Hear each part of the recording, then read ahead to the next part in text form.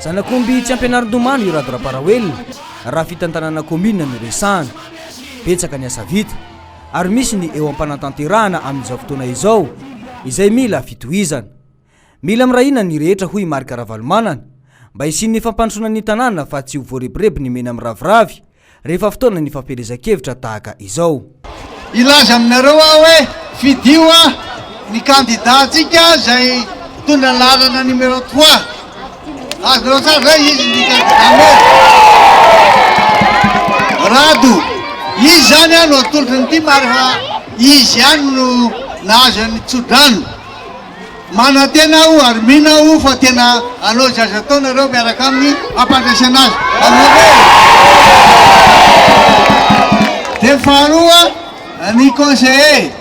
misy conseiller maromaro ao fa mitondra ny tête de liste docteur Jean-Louis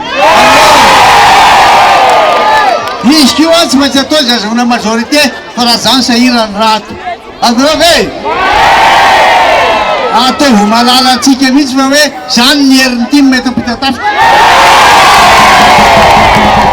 fantany fa tena fa maiky nareo eno azy fa zao koa za koa ty teny zaza aminareo hoe zavatra misy am'izao fotoana zao de tena ho anatin'ny crise tsika na fasahiranana lalina noho zany tsy maintsy mirahina tsara tsy maintsy mifanaraka tsara zay toromarika menanareo. Mitondra ny lalana fahatelo irado ra-paraoelona izay natolotry ny antokotimo hobe ny tanàna ao amin'ny commune Ampitatafika. Tena faly de faly zay monsieur le président tongavanao eto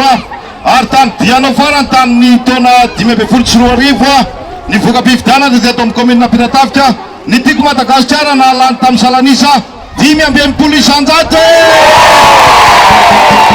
de amin'ity fifidianana ty ataotsika 5 isanjato tsy marina filaza fa tsy maintsy candidat am-panjakana vao mahazo fahampandrosoana zao ny lazako anareo miara-miasa amin'ny